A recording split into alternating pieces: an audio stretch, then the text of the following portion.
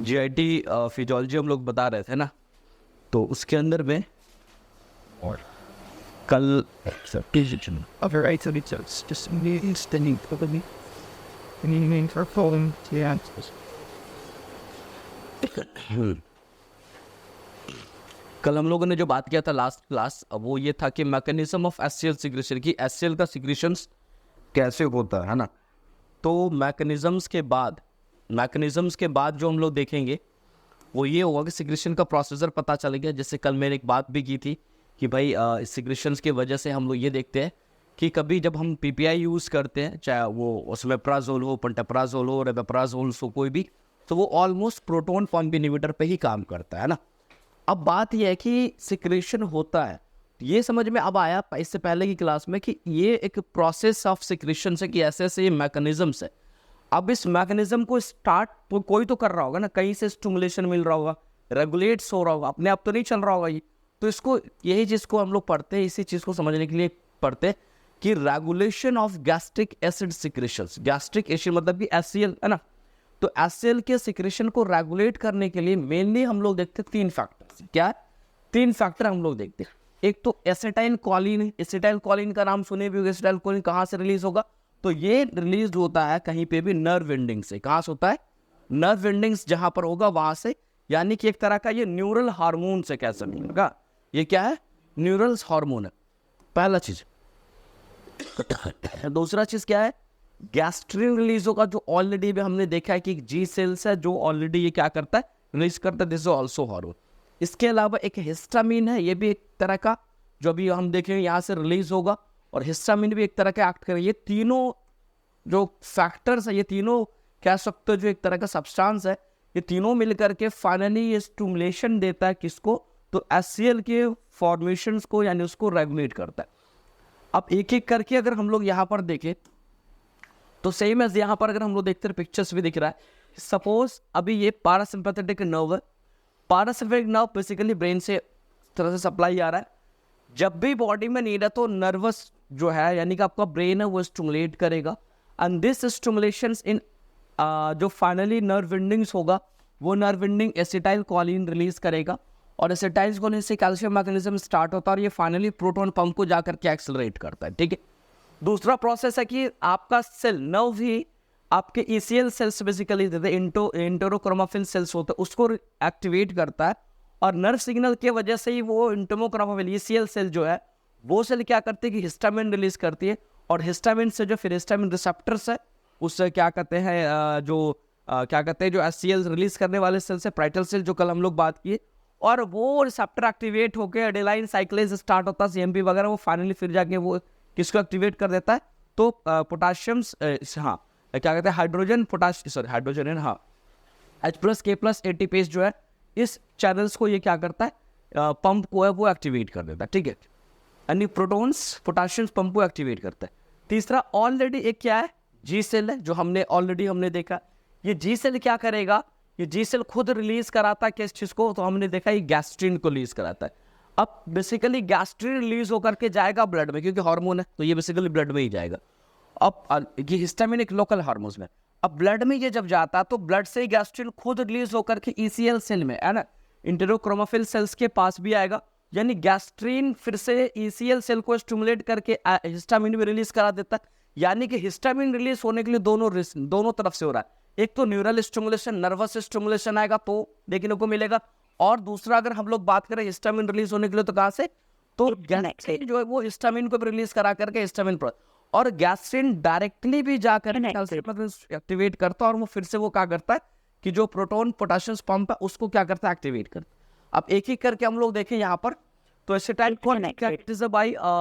Colin is release by the parasympathetic nerve supply. किससे? तो पारासिम्पैथेटिक जो नर्व है उसके नर्व एंडिंग से ये एसिटाइल कोलिन रिलीज होता है। Acetylcholine is a neural hormone. ठीक है। Stimulate the HCL secretion by the parietal cell, है ना। पैराइटल सेल को वो एक्टिवेट करके क्या कर रहा है कि उसके सिक्रेशंस को, यानी पूरे देखिए कैल्शियम मैग्नीशियम स्टार्ट होता है, तो यानी कि क्या कहते हैं, एसिटाइल कोलिन जो होता है वो स्टिमुलेट करता है किसको? पैराइटल सेल को। और पैराइटल सेल के पास ही तो क्या चीज है, एचसीएल प्रोडक्शन तो वहीं से हो रहा है ना, पैराइटल सेल से ही हो रहा, तो उसके बाद this is also pepsinogens from the peptic cells, है ना।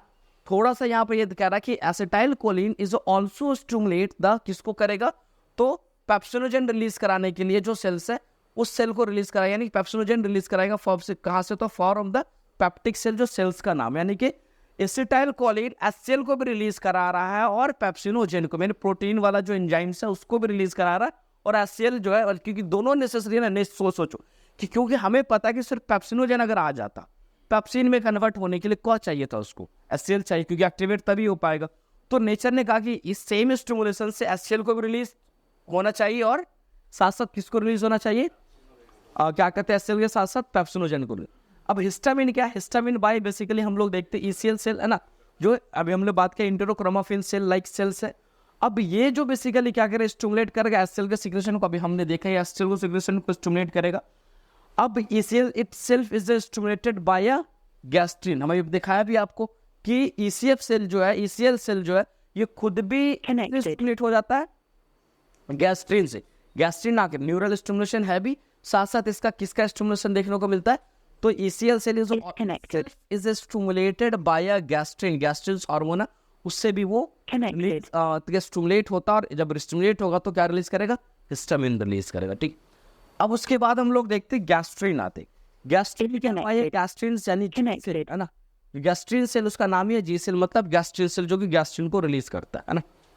अब ये बेसिकली हम लोग देखते हैं जो गैस्ट्रिन के बारे में, लार्ज पॉलीपेप्टाइड गैस्ट्रिन हार्मोन है, वो पेप्टाइडस हार्मोन है बेसिकली। हार्मोन के टाइम जब हम लोग पढ़ेंगे भी तो अलग अलग टाइप देखने को मिलेगा, जैसे हम लोग हार्मोन्स अगर कोई फैट से बनता है तो स्टेरॉयडल हार्मोन बोलते हैं, प्रोटीन से बनता है तो उसको पेप्टाइड्स हार्मोन बोलते हैं। जनरली हार्मोन से ज्यादातर हार्मोन कैसा होता है ना, नहीं पेप्टाइड हार्मोन, स्टेरॉयडल बड़ा कम, तो 3 4 5 हार्मोन जो स्टेरॉयडल हार्मोन। तो इसके बारे में कह रहा है जो गैस्ट्रिन है, it is a large polypeptides hormone, proteins hormone large, लगभग कह रहा है जी 34 एंड जी 17, लगभग 34-17 जो रेंज के दो अलग अलग टाइप है कि गैस्ट्रिन के दो वेरिफिकेशन है यहाँ पर, एक G34 एक G17। ये बेसिकली इसका जो नाम है 34 एंड 37, सॉरी 34 एंड 17, ये उसके चैन ऑफ पॉलीपेप्टाइड, ये प्रोटीन कोई भी बनता है वो किससे बनता है, अमाइनो एसिड से, है ना, चैन ऑफ अमाइनो एसिड।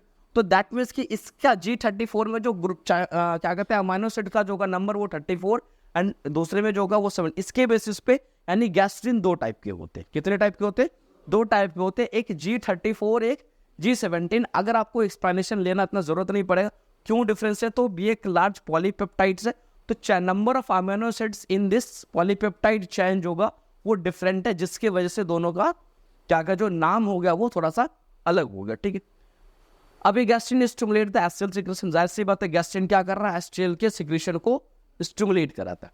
अब यहाँ पर हो गया कैसे, अब यहाँ ये चीज तो समझ में आ गई कैसे हुआ, किसने कराया, है ना, तो किसने कराया, अब किस फेज में कब होगा, यानी कि ठीक है मान लो नर्वस स्टिमुलेशन होगा, तो नर्वस स्टिमुलेशन कब होगा, या फिर अगर हम लोग कह सकते हैं कि अगर इंटेरोक्रोमाफिन सेल्स वो स्टिमुलेट करके हिस्टामिन आ रहा तो वो कब हो, मतलब कि फेज कितने फेज में, कितने फेजेस में होगा उसकी बात हम लोग करते हैं।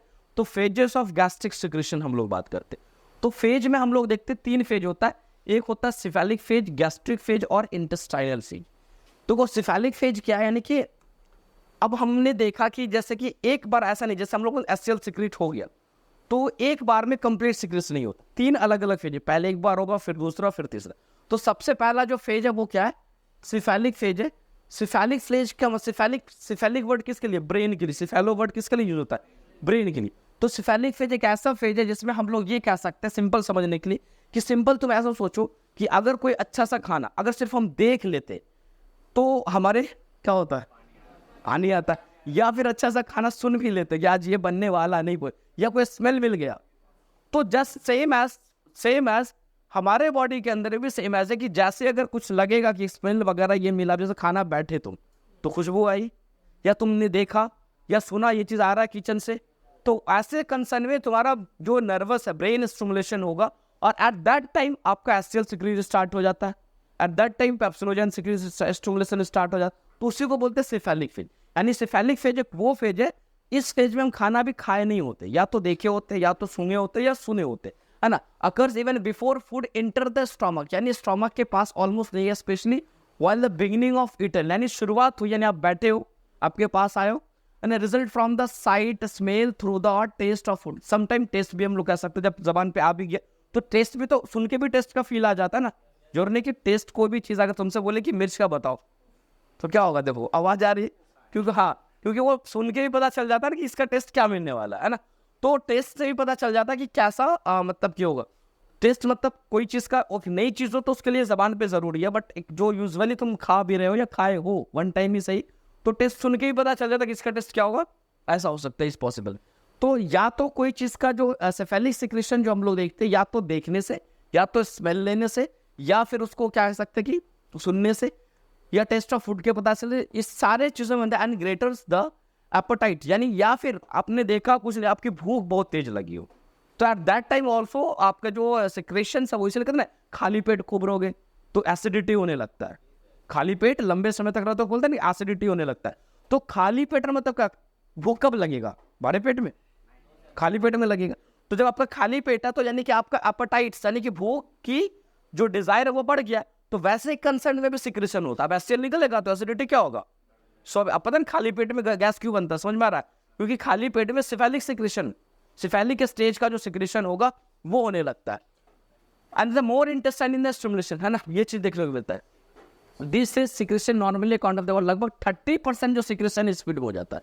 यानी सपोज हमने मान लो जो भी ml ऑफ सिक्रेशन होना एक कंप्लीट मील के टाइम पे, तो लगभग 30% जो वो किस फेज में हो जाता है, सिफेल, यानी कि आपको देख के, सुन के, टेस्ट करके, भूख के क्या कहते हैं इंटेंसिटी, इन सारा चीज़ों पे आपका सिग्नल हो जाता है।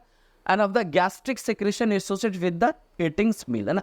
और उसके बाद हम लोग देखिए जो गैस्ट्रिक फेज में आएंगे तो साथ साथ तो खाने के बाद अब रेगुलेशन में आता है, जैसे हमने क्या कहा neurogenic signals that causes the cephalic phase origin. जाहिर सी बात कि आपने सिर्फ देखा या सुना या स्मेल आया, इसको कौन रिकॉग्नाइज कर रहा है, आपका नर्वस सिस्टम।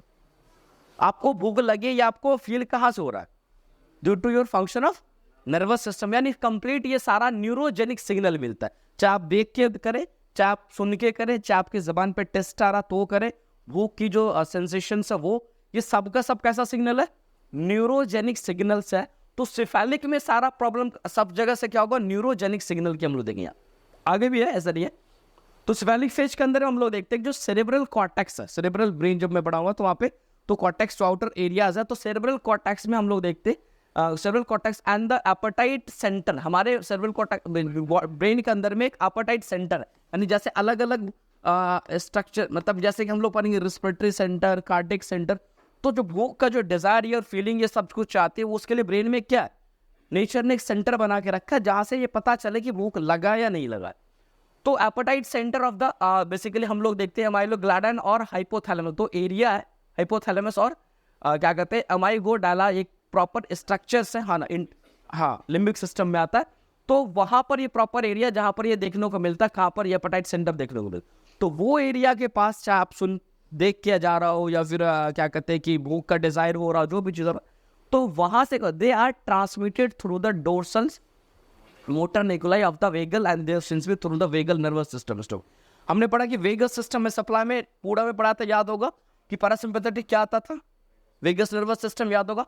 तो इन सारे सिस्टम पे जो सिफेलिक फेज या न्यूरल रिफ्लेक्स, इन सारे जगह से, चाहे वो एपेटाइट सेंटर्स हो या सेरेब्रल कॉर्टेक्स हो, वहां पर ये रिफ्लेक्स जा रहा है और वहां से वेजो मोटर रिफ्लेक्शन होता है और वेगल इंपल्स जा रहा, और वही नर्व इंपल्स क्या कराया, एसिटाइल कोलिन रिलीज कराएगा, और एसिटाइल कोलिन अभी मैंने आपको दिखाया क्या कराएगा, रेगुलेशन स्टार्ट हो गया। तो देखने से ही ये सिक्रेशन स्टार्ट होने लगता है, सुनने से ही सिक्रेशन। तो अगर कोई भी आपका जो कभी गैस्ट्रिक सिक्रेशन है, देखने से, सुनने से, टेस्ट से, एपेटाइट, भूख की जो तीव्रता है उससे, तो ऐसे कंडीशन में अगर हो रहा तो उसको क्या बोल, कौन सा फेज होगा, सिफेलिक फेज होगा, है ना। Second thing is that the gastric phase. Gastric phase में फूड क्या होगा, आपकी गैस्ट्रिक यानी स्टोमक में आएगा। कह रहा occurs once the food enter the stomach, वो ऐसा फेज है, इस फेज में फूड कंप्लीटली आपके स्टोमक में का पहुंच चुका है।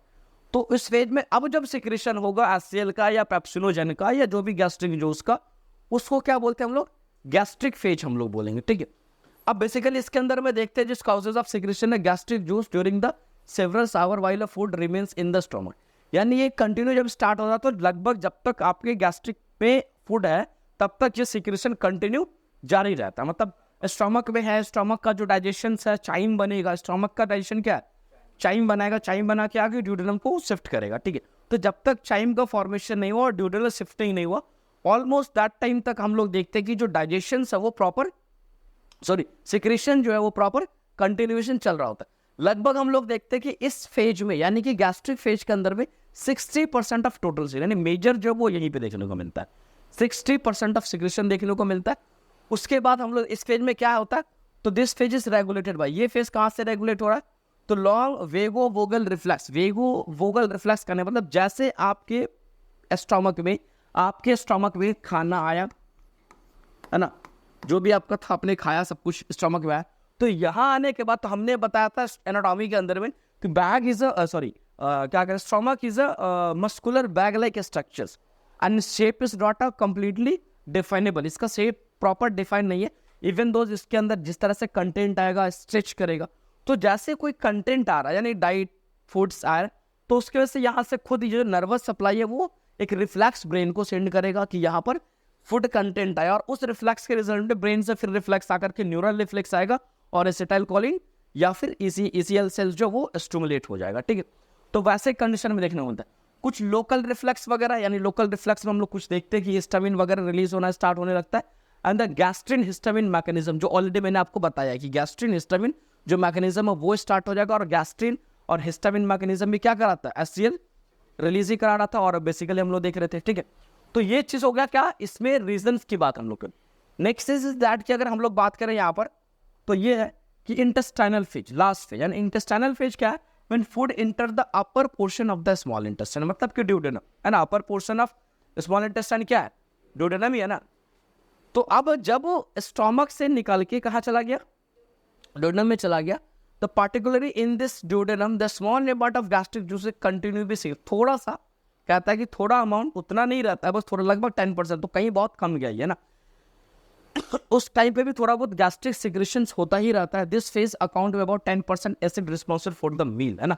ये लगभग 10% जो एसिडिटी कह सकते हो जो सिक्रेशंस है वो किस फेज में आता है, इंटेस्टाइनल फेज में आता है। दिस फेज यहाँ पे वही नर्वस मैकेनिज्म जो ऑलरेडी मैं बता रखा, वही नर्वस मैकेनिज्म चलता है। Hormonal mechanism probably partly because of the small amounts of the gastrin release by the duodenal mucosa. अब देखो आगे भी हम लोग पढ़ेंगे भी कि एक तो नर्वस स्टिमुलेशन हो गया, a small amount of the gastrin is also released from the कहाँ से, ड्यूडेनल म्यूकोसा। मान लो स्टमक वाला नहीं कराया, अब ड्यूडेनम में जैसे गया तो ड्यूडेनल गैस्ट्रिन रिलीज हो गया। अब ड्यूडेनल गैस्ट्रिन रिलीज, तो गैस्ट्रिन का काम क्या था, एसिटाइल को भी रिलीज करा देना। तो खाना इंटेस्टाइन में पहुंच गया, क्या कहते हैं, हाँ, यहाँ से ड्यूडेनम से कहाँ पहुंच गया, ये खाना यहाँ था, अब यहाँ स्टमक से निकाल के कहाँ पहुंच गया, ड्यूडेनम में पहुंच गया। ये मान ड्यूडेनम में पहुंच गया, अभी यहाँ था, मान लो यहाँ था, चलते चलते ये कहाँ पहुँच गया, यहाँ पहुँच गया, ये चीज़ें ख़त्म। तो ऐसे सिचुएशंस में हम लोग ये देखते हैं कि ये यहाँ पे भी कुछ गैस्ट्रिन सेल है, ये भी रिलीज करेगा तो कम करेगा, तो जिसकी वजह से यहाँ पे फिर थोड़ा सा क्या होगा, एसिल आएगा, but after meals, after meal basically देखने को मिलेगा, है ना। तो इसलिए हम लोग देखते हैं कुछ भी खाओ जो ऐसे बेसिकली अगर को ओवर ईटिंग हो जाती है, इससे ध्यान हो, ओवर ईटिंग हो जाती है और तब तुमको रिएक्शन, यानी कि ढिकार होता है तो खट्टा ही लगता है। कोई भी ढिकार मीठा लगा आज तक, फील हुआ जी तुम लोग को, है? कोई गैस्ट्रिक के साथ, उसके साथ गैस्ट्रिक कंटेंट आता है, एसिडिक फील बेसिक आएगा, तो वो कहीं ना कहीं तुमको ऐसा टेस्ट देगा, एसिडिक टेस्ट ही देगा, है ना। तो ओवर मील, ओवर ईटिंग होने के बाद कहीं ना कहीं सिक्रेशन भी ओवर हो जाता है, जिसकी वजह से ये देखने को मिलता है। ठीक है, अब बेसिकली ये तो हो गया कि सिक्रेशन, अब कोई चीज़ स्टार्ट हुआ तो बंद भी होगा ना। अब ऐसा नहीं कि देख लिए खाना तो एकदम निकल रहा है एकदम, कुछ मिल नहीं रहा है, लेकिन आपका एसिडिटी, खाना देख के एसिडिटी हो गया तो खाने को तो वैसे नहीं मिलेगा, है ना, कि मत खाओ एसिडिटी। तो इसका इनिबिटरी मैकेनिज्म को हम लोग बात करेंगे, कब स्टार्ट तो हो गया, समझ, इनिबिटरी क्या था, formation of the chyme inhibits, यानी जैसे चाइम बना, चाइम बनेगा वो इनहिबिट करेगा, and gastric secretion by the receivers in enterogastric reflex, है ना। इंटरोगैस्ट्रिक रिफ्लेक्स मतलब वही सेम चीज, नर्वस रिफ्लेक्शन में हम लोग देखते हैं। तो पहला चीज़ है कि चाइम का जो फॉर्मेशन से, चाइम इज ऑल्सो इनहिबिटर का वर्क करता है ना, कि जब तक चाइम नहीं, चाइम जो है, चाइम समझ लो ना, जब चाइम उस चीज़ को बोलते हैं जब स्टोमक में, जैसे तुमने चावल जो कुछ भी खाया तो पहले रॉ था, आपने अपने बक्कल कैविटी में उसको चबाया तो उसको बोलस बोलते, ठीक है। जब वो निकल के कहा गया स्टोमक में, और उसकी कंसिस्टेंसी और पतला हो जाएगा एकदम, मतलब कि जैसे कि बहुत पतला कंसिस्टेंसी कह सकते हो उसका हो जाता है, तो वो फॉर्म को चाइम बोलते हैं। तो चाइम इज ऑल्सो इनिवेटर होता है, और ये basically gastric secretion by reverse enterogastric reflex. Reverse मतलब उल्टा, यानी सिक्रेशन के लिए जो रिफ्लेक्स गया था कि भाई यहाँ पर फूड्स मटेरियल्स है, इसको सिक्रेशन कराना है, अब जस्ट अपोजिट रिफ्लेक्स जाएगा कि एक्सेसिव सिक्रेशन, मतलब कि आप सिक्रेशन की नीड नहीं है, तो उसी वजह से फिर न्यूरल रिफ्लेक्स होगा, और जो एसिटाइल कोलिन रिलीज हो रहा था वो एसिटाइल कोलिन क्या होगा, बंद हो जाएगा, तो इनहिबिट हो जाएगा ना। बेसिकली हम देखते मेंटेनिक नर्वस सिस्टम यानी कि extrinsic sympathetics and vagus inhibitor of the gastrin secretions है ना। तो बेसिकली हम लोग देखते, कभी हम तो बताए भी थे कि दो जगह कोई भी नर्व सप्लाई, जैसे कोई एक एफरेंट फाइबर्स है, एक क्या है एफरेंट फाइबर होता है, एक क्या होता है इफरेंट फाइबर होता है। क्या होता है मैंने कई बार बताया आपको, इफरेंट एफरेंट फाइबर। अब यहाँ पे तुम एफरेंट मतलब क्या, वो लाएगा, जैसे ये एफरेंट से क्या होगा कि यहाँ से सिग्नल जाएगा ब्रेन को, और एफरेंट क्या करता है सिग्नल को ला करके यहाँ पर छोड़ेगा। अब सिग्नल हो सकता है गैस, पहले फूड कंटेंट है, अब चाइम जैसे बना तो चाइम बना तो नर्वस सिग्नल जाएगा चाइम को लेकर के कि चलो ठीक है चाइम बन गया, तो यहाँ जाएगा चाइम बन गया, चाइम है तो दैट मीन्स की नीड ऑफ एससीएल नहीं है, तो नर्वस रिफ्लेक्स आएगा कि एससीएल रिलीज यानी एसिटाइल कोलिन को रिलीज नहीं करना, और एसिटाइल कोलिन रिलीज नहीं होगा तो बनेगा चाइम, ये सॉरी क्या कहते हैं एसिड एचसीएल वो सब रिलीज होगा नहीं होगा, तो कंप्लीट क्या होगा इनहिबिशंस देखने को मिलेगा। तो ये बेसिकली क्या है इसमें देखने को मिलता है, ठीक है। उसके बाद हम लोग देखते यहाँ पर अगर फुल मैकेनिज्म अगर देखो, तो जैसे आप यहाँ तो लिखा cephalic phase via vagal stimulation है, गैस्ट्रिक फेज वो ऑलरेडी मैं पढ़ा रखा हूँ वही सब चीज़ है ना, और गैस्ट्रिन स्मॉल बॉबल यानी स्मॉल इंटेस्टाइन से भी गैस्ट्रिन जाता है, देख रहे हो ना, स्मॉल इंटेस्टाइन से भी गैस्ट्रिन जाता है, इसलिए इसका मतलब ये कि लास्ट फेज जो है इंटेस्टाइनल फेज जो मैं भाई बता रखा था, इंटेस्टाइनल फेज में जो एचसीएल या गैस्ट्रिक का सिक्रेशन है वो मोस्टली गैस्ट्रीन की वजह से, किसकी वजह से, गैस्ट्रीन्स की वजह से देखने को मिलता है, ठीक है। अब बेसिकली क्या कि नेक्स्ट है कि presence of acid fat protein है ना, जो भी एसिड है फैट्स है प्रोटीन है, break down products in upper small intestine है ना, and secretion inhibited gastric secretion. और ये बेसिकली वो कह रहा है, जैसे तुम सोचो कि जैसे अब स्टमक से चीज़ें कहाँ गई, ड्यूडेनम में गया, स्टमक में था, स्टमक से चीज़ें कहाँ आएगा, ड्यूडेनम में आएगा।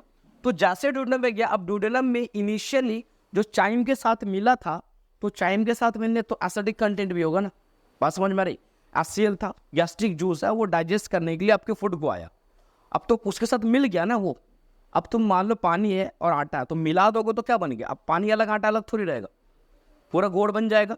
तो आपकी गैस्ट्रिक जूस के साथ आपका फूड कंटेंट चाइम बना के क्या हुआ, मिक्स हो गया, तो चाइम जो है वो खुद भी क्या होगा, एसिडिक रहेगा, तो वो जैसे इधर इंटर करेगा एसिडिक करेगा, तो ड्यूडेनम का जो म्यूकोसा वो ऑलरेडी यहाँ जो सिक्रेशन है वो अल्कलाइन सिक्रेशन है।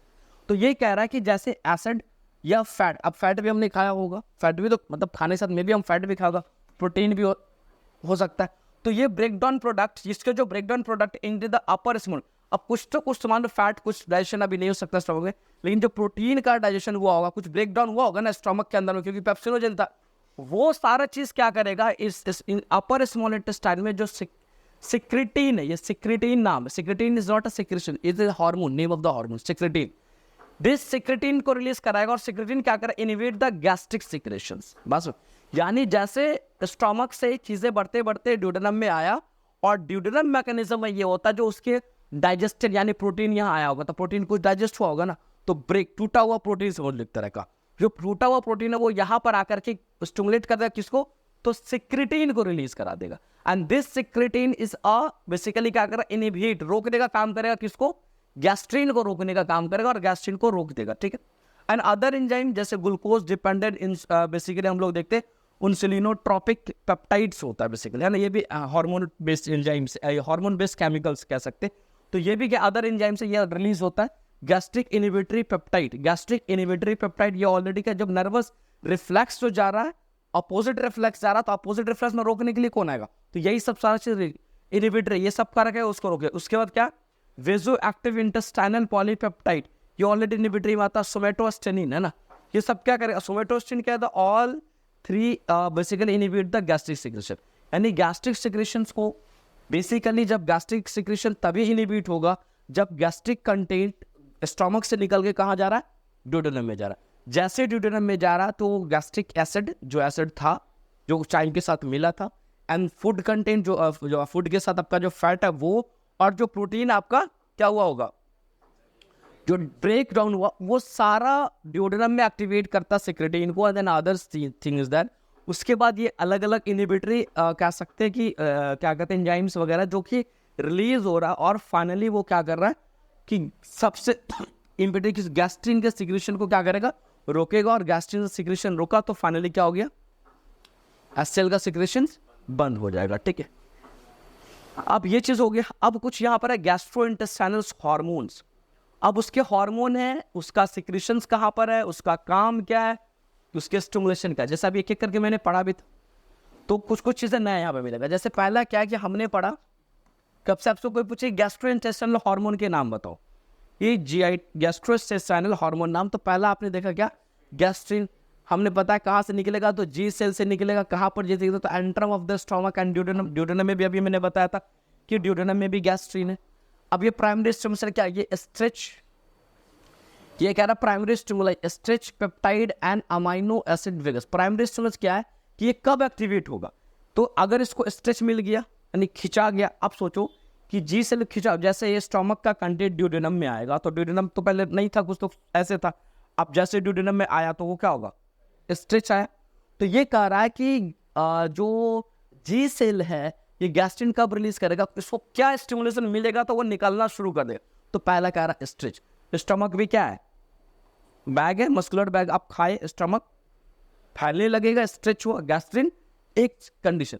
दूसरा पेप्टाइड्स। पेप्टाइड्स किसको बोलते, तो प्रोटीन जो ब्रेक डाउन प्रोटीन्स होगा। तो अगर स्टमक में कोई प्रोटीन ब्रेक डाउन हुआ है तो ड्यूडेनम में जाके क्या करेगा, जी सेल को स्टिमुलेट कर सकता है। अमाइनो एसिड अभी मैं टूटा हुआ उस भी और वेगस थ्रू द जीआरपीएफ, यानी जो क्या कहते हैं रिफ्लेक्स वगैरह, वो वेगस सीधा याद होगा, वेगल नर्व रिफ्लेक्स। यानी जी सेल स्टिमुलेट नर्वस स्टिमुलेशन है, स्ट्रेच स्टिमुलेशन है, पेप्टाइड्स, पेप्टाइड्स में हो सकता है पेप्टाइड्स हार्मोन्स भी हो कुछ हो, और अमाइनो एसिड भी इसको स्टिमुलेट करती है।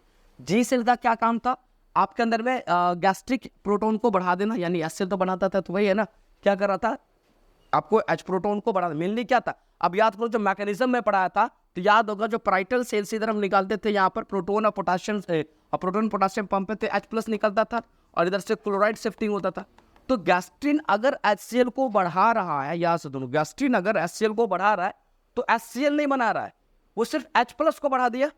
और हमको पता कि H प्लस इधर बढ़ेगा तो H प्लस और Cl मिलकर अपने आप क्या बनेगा, H प्लस। अगर हम गए कि कोई आदमी एक दूसरे से बात नहीं करे, तो अगर एकदम एक्सट्रीम कंडीशन हो तो हम प्रॉबेबली यही है कि इस पूरे क्लास में एक आदमी को बैठाना पड़ेगा, तो एकदम श्योर हम होंगे ये किसी से बात, मोबाइल हटा दे किसी से बात।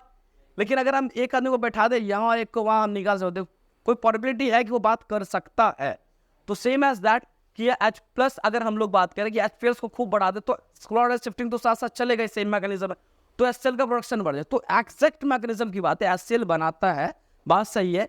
लेकिन main is thing is that the gastrin is increase the proton excretion in the lumen of this glands के lumen में ये उस पर भी बराबर। दूसरा क्या करता है gastric mixing. Gastric mixing basically क्या है, जो भी अलग अलग डिफरेंट सेक्रेशन है उसको मिक्सिंग के लिए गैस्ट्रिन थोड़ा सा रिस्पॉन्सिबल है।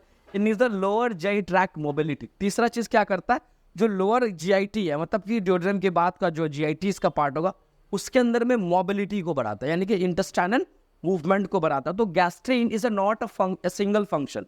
गैस्ट्रिन एक तरह समझो HCl भी बना दिया। गैस्ट्रिन इज ऑल्सो रिलीज क्या करता है कि जीआईटी में क्या कर रहा है, मूवमेंट को भी थोड़ा बहुत बढ़ा रहा है और मिक्सिंग को भी, जिसको रोल प्ले कर रहा है। उसके बाद हम लोग देखते हैं secretin acid of the duodenum. कहाँ से निकलेगा, एसिड। अब इसका जो स्टिमुलेशन है का एसिडिक चाइम, क्या था, एसिडिक चाइम। तो ड्यूडेनम के पास तो कौन सा चाइम आएगा, एसिडिक ही चाइम आएगा, क्योंकि वो स्टमक से होकर के आ रहा। तो एसिडिक चाइम जैसे मिलेगा, एसिल क्या होगा, स्टिमुलेट हो जाएगा।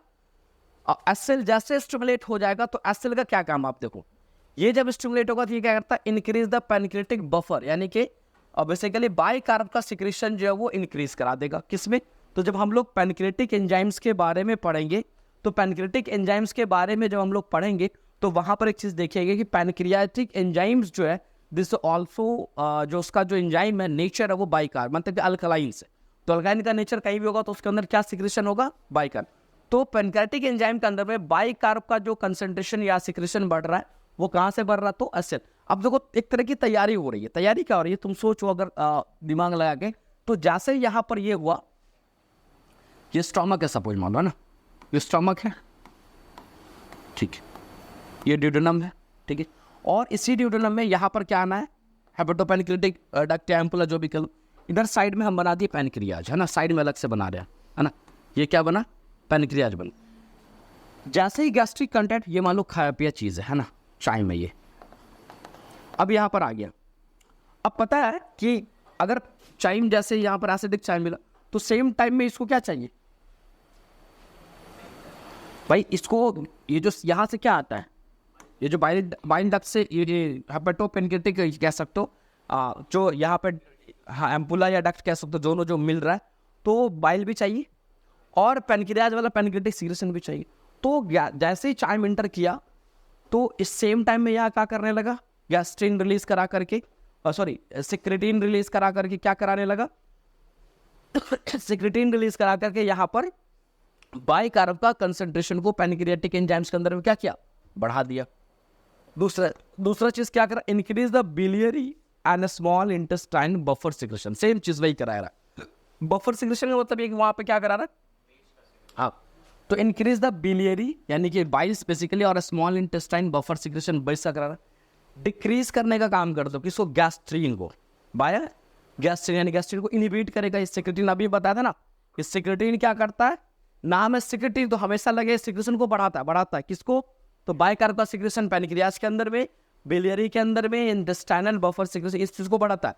लेकिन गैस्ट्रिन को क्या करता है, डिक्रीज कराता है, गैस्ट्रिन के सिक्रेशन को डिक्रीज कराएगा और डिक्रीज द गैस्ट्रिक इम्पटिंग, है ना, जो बेसिकली जो क्या कहते हैं, जो गैस्ट्रिक इम्पटिंग है यानी कि स्टमक जो खाली हो रहा है उसको धीरे धीरे उसको क्या डिक्रीज करके कम करता हुआ चला जाता है। तो बेसिकली ये क्या सिक्रेटिनिन का फंक्शन हो गया। सेम है सी के सी की बेसिकली हम लोग बात करें तो बेसिकली हाँ कोलिसिस्टिक आनीन है। तो ये बेसिकली हम लोग देखते हैं कि ये एक I cell of the duodenum and jejunum, दो जगह हम लोग देखेंगे, ड्यूडेनम एंड जिजनम में एक आई सेल है, वहां पे ये क्या कहते हैं कोलिसिस्टिन काइनिन यानी सीसी के जो हार्मोन्स है वो क्या होता है, रिलीज होता है। कहाँ पे, तो आई सेल, कहाँ पे, ड्यूडेनम में और जिजनम। इसका काम का ये कब active, small peptide and amino acid और फैट, ये तीन चीज से उसको फैट मिला इस सेल को, आई सेल को अगर फैट मिलेगा ये अपना हार्मोन को यानी को निकालना स्टार्ट कर देगा, आई सेल को अमाइनो एसिड मिलेगा ये स्टिमुलेट हो जाएगा, आई सेल को स्मॉल पेप्टाइड्स यानी कुछ छोटे पेप्टाइड का मतलब अमाइनो एसिड एक सिंगल हो गया और दो चार अमाइनो एसिड मिल जाए तो क्या बन गया, एक पेप्टाइड्स बन गया। तो कुछ छोटे पेप्टाइड्स भी अगर मिल गया तो वो क्या करेगा, एक्टिवेट कर देगा। अब कोलिसिस्टिक आयनिन क्या करेगा, ये भी देखो क्या करेगा, increases the enzyme secretion, contract the gall bladder. Gall bladder को इससे पहले जीवी पढ़ा रहे थे, याद होगा जीवी पढ़ाए थे, ये कोलिसिस्टिक आयनिन क्या किया कि जीवी को कॉन्ट्रैक्ट कराएगा और गॉल ब्लैडर जब कॉन्ट्रैक्ट तब तो बाइल निकलेगा, तो कॉन्ट्रैक्ट कराएगा गॉल ब्लैडर को साथ साथ and relax the sphincter of Oddi. Sphincter of Oddi याद है ना, हाँ, हेपेटोपेनक्रियाटिक डक्ट जो इंटर कर रहा है, क्योंकि उसको जब रिलैक्स नहीं कराएगा तो उधर से तो डाल दिया और इसको रिलैक्स कराएंगे तब ये क्या करेगा, इधर से ड्यूडेनम में आएगा। तो पहला काम क्या हुआ, जीवी को कॉन्ट्रैक्ट कराना और जीवी को कॉन्ट्रैक्ट कराने के बाद क्या कराना, दूसरा स्फिंक्टर ऑफ ओडाई को रिलैक्स कराना पहला। दूसरा काम क्या हुआ, इंक्रीज करेगा किसको, pancreatic and biliary buffer secretion, मानी यहाँ पे भी ये पैनक्रियाज के अंदर में भी थोड़ा सा बाइकार्बोनेट को ऐड करेगा, पैनक्रियाटिक सिक्रेशन के अंदर में भी और buffer secretion. Decrease gastric emptying यानी कि स्टमक को ज़्यादा से ज़्यादा खाली करने की कोशिश करेगा और increase the lower GIT tract mobility, यानी जो जीआईटी ट्रैक का मोबिलिटी है उसको क्या करेगा, थोड़ा बढ़ाएगा ये, ठीक है। मूवमेंट, इंटेस्टाइनल मूवमेंट बहुत एक बहुत फेमस मूवमेंट है, जैसे पेरिस्टाल्टिक मूवमेंट है ना, तो अलग अलग क्योंकि मूवमेंट अगर तुम ये सोचो ना कि जो हम लोग खा रहे हैं स्टमक से ड्यूडेनम में, ड्यूडेनम से जिजनम में कैसे जाएगा, जिजनम से लार्ज सिस्टम में कैसे जाएगा, अगर ये चीजें एक जगह से दूसरी जगह जा रहा है तो दैट मीन्स क्या हो रहा है, कोई तो मूवमेंट है। तो आप जीआईटी के अंदर में हम लोग देखते हैं कि दो तीन मूवमेंट जैसे देखिए, एक जैसे समझो कि मूवमेंट में क्या होता है कि मस्कुलर कॉन्ट्रैक्शन, जैसे तुम एक ट्यूब लो, कोई एक ट्यूब यहाँ पे दाबे तो यह दबने से क्या होगा, यहाँ की चीज कहाँ जाएगा, आगे ऊपर नीचे में बोलो, कहाँ जाएगा, नीचे। फिर अब नीचे यहाँ दाबेंगे तो, और ये दाबते समय ये दाब रहा है तब ये रिलैक्स हो रहा था, ये नीचे जाएगा। तो दैट इज कॉन्ट्रैक्शन करा रहा, दैट इज मोबिलिटी, यही है उसका मोटिलिटी बेसिकली। अब ये कुछ नहीं होगा इस तरह का कॉन्ट्रैक्शन, तो वो क्या करेगा, वही का वही रहेगा, तो पॉसिबल तो है नहीं। तो धीरे धीरे कंटेंट को भी क्या करना, आगे बढ़ना है ना, तो मोटिलिटी को बढ़ाएगा, ठीक है। इंक्रीज द कहाँ गया, इंटरस्टेलर बफर, हाँ ठीक है, जीआईटी मोटिलिटी, ठीक है। उसके बाद हम लोग आते हैं, देखते हैं यहाँ पर GIP, जिसको हम लोग गैस्ट्रिक इनहिबिटरी पेप्टाइड बोलते हैं, this also known as GIP, है ना, gastric inhibitory peptide, this also known as GIP बोलते हैं। ये रिलीज कहाँ से होता है बेसिकली, तो ड्यूडेनम एंड जेजिनम से, और ड्यूडेनम जेजिनम प्रॉपर सेल कोई डिस्क्रिप्शन नहीं है इसका। और ये रिलीज होने के लिए इसको क्या चाहिए भाई, तो इसको रिलीज होने के लिए स्टिमुलेशन क्या है, फैटी एसिड मिलेगा, क्योंकि बाइल आ चुका है, बाइल फैट को तोड़ेगा, फैट तोड़ने से फैटी एसिड निकलेगा, तो फैटी एसिड मिले, इसको चाहिए, ग्लूकोज चाहिए और अमाइनो एसिड चाहिए, तीनों मिलके क्या करेगा, GIP को रिलीज करेगा। ये इनहिबिटरी, ये क्या करेगा, यहाँ भी दो गैस्ट्रिन को रिलीज कराने के लिए अब तक कहाँ तक, जेजिनम तक के काम कर रहा है कि गैस्ट्रिन को रोका जाए, बात समझ में आ रही, क्योंकि बहुत ज्यादा एक्सेसिव सिक्रेशन हो जाएगा तो वही तो एसिड हो जाएगा, तो फिर अल्सर, ये वो बहुत सारे प्रॉब्लम देखने को मिलते हैं। तो डिक्रीज द गैस्ट्रिक सिक्रेशंस, क्या कराया, पहला काम है ना, GIP का पहला काम, गैस्ट्रिक इनहिबिटरी पेप्टाइड का पहला काम क्या हो गया, क्या रिलीज कराएगा, गैस्ट्रिक सिक्रेशन को, यानी कि गैस्ट्रिक H+ सिक्रेशन, यानी कि उसको प्रोटोन को रिलीज करेगा, कम करेगा। इंक्रीज करेगा पैनकेटिक इंसुलिन सिक्रेशंस, आप देखो पेंसिलिन इंसुलिन, क्योंकि अब खाना जो है खाया जा रहा था, अब तो आएगा, तो इसके लिए क्या, ऐसा ग्लूकोज भी चाहिए, देखो यहाँ लिखा हुआ है, तो आपने ग्लूकोज अगर लिया होगा अच्छा खासा, तो जस्ट बेसिक इसीलिए कहा जाता है कि जो अगर प्योर, जैसे हम लोग डब्बा वाला ग्लूकोज होता है ना, वो अननेसेसरी यूज़ नहीं करना चाहिए। क्यों नहीं यूज, किसी लोग की आदत हो जाए सुबह शाम एक बोतल ग्लूकोज पीने का, खूब एनर्जी मिलेगा, that is a completely bad habits. आप ये नहीं सोचिए ग्लूकोज एनर्जी देता है तो 2 बोतल शाम 2 बोतल सुबह, अगर सैचुरेटेड कंप्लीट ग्लूकोज आप पीते तो ये आप अपने आप को हार्म कर रहे हैं। क्यों, ये बार बार ग्लूकोज से इनोलेट होगा आपका ये कौन सा भाई, तो GIP रिलीज होगा, और GIP बार बार इंसुलिन को क्या करेगा, बढ़ाएगा। और इंसुलिन हमेशा आपके बॉडी में बेचारा क्या कहते हैं, जो कौन सेल, बीटा सेल हमेशा काम कर रहा, तो एक किसी आदमी से खूब काम लोगे तो क्या होगा, एक टाइप पे वो काम करने के लायक, तो बर्न आउट हो जाता है कंटिन्यूसली। इसलिए किसी की जो आदत गर्मी में अक्सर हम लोग देखते हैं कि एकदम सोप 2 बोतल सुबह 2 बोतल एकदम ऐसे रखे रहता है, एकदम खाता फाकता भी रहता है, तो कभी गलती से भी ये काम नहीं करना है, नीड है तो लेना है। अननेसेसरी अगर आप ग्लूकोज सैचुरेटेड ग्लूकोज पाउडर के फॉर्म में या डिजोल्व करके अगर आप ले रहे हो, तो ये अपने आप को आगे किसको बुला रहे हो, डायबिटीज, बीटा सेल बर्न हो जाएगा, डायबिटीज हो जाएगा। क्या हुआ, आपसे ज्यादा भी आ रहा है कि निकास होना आ रहा है, हाँ तो हो सकता है, हाइपरग्लाइसेमिक कंडीशन नहीं हो सकता, हो सकता है, ठीक है। तुम आप जाहिर से बॉडी तुम्हारा एडिक्टेड नहीं है, सपोज बॉडी एडिक्टेड है, तुम एक के बार इंसुलिन दबा के दे दिए और बॉडी तुम्हारा इंसुलिन का लेवल खूब बढ़ा दिया, जिसके चक्कर में ब्लड ग्लूकोज फॉल कर गया कुछ टाइम के बाद। मतलब कोई भी काम है तो एक लिमिट में, आप तुम चल रहे तुमको आगे फिर खूब तेज धक्का दे दे, तो तुम्हारा हाथ कमर टूटेगा, हाथ पाँव टूटेगा, गिर सकते हो, कोई भी प्रॉब्लमिटी हो सकती है, ठीक है। उसके बाद क्या है, मोटिलिन क्या है, एमो सेल है ऑफ द ड्यूडेनम में एक एमो सेल देखा जाता है उसके अंदर में, और ये कब, अब इसके स्टूम से ये फास्टिंग के लिए, ये क्या है, फास्टिंग के लिए देखने को मिलता है। तो बेसिकली हम increase the phase 3rd contraction of MMC, यानी कि मेजर मेटाबॉलिक कंसंट्रेशन देखने को मिलता है कि अगर आप 3rd फेज में कॉन्ट्रैक्शन ऑफ द, बेसिकली ये से समझो कि मोटिलिन जो है ना आपकी इस चीज़ को, ये फास्टिंग जब होती है, तो अभी देखो फास्टिंग के टाइम में आपका इंटेस्टाइन या ये ऐसा लगता है कि गड़गड़ या मूव कर रहा है लाइक दिस, तो ये खाली पेट के अंदर में ना, हाँ, तो ये दैट्स वाई इसकी वजह से, तो ये इसलिए आपको खाली पेट भी नहीं रहना, ये कहा जाता है ना कि फ्रिक्वेंट डाइट्स। लेकिन हमारे ट्रेडिशन में एक बड़ा गंदा आदत सा बन गया कि नाश्ता भी खाएंगे, खाना भी खाएंगे और रात भी खाएंगे। लेकिन उससे बेटर है कि आप 2-4 घंटे का ब्रेक लेके खाओ, जरूरी नहीं कि 3 टाइम ब्रेक से खाना, तुम 6 टाइम खाओ ना जी, थोड़ा 6 टाइम खाओ, वो ज़्यादा बेटर है 3 टाइम दबा के खाने से, ठीक है।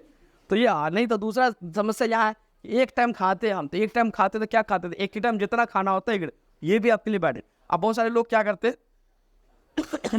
हेल्थ मैनेजमेंट करने के चक्कर में रात का खाना स्किप किया, कभी नेवर, आप रात के खाने को नहीं छोड़ना है, और रात को ऊपर खाना भी नहीं, नाइट सबसे लाइट डाइट कब का होना चाहिए, नाइट का, और सबसे हेवी डाइट्स ब्रेकफास्ट, ब्रेकफास्ट जो है वो सबसे हेवी होना चाहिए और सबसे लाइट का होना चाहिए, नाइट का होना चाहिए।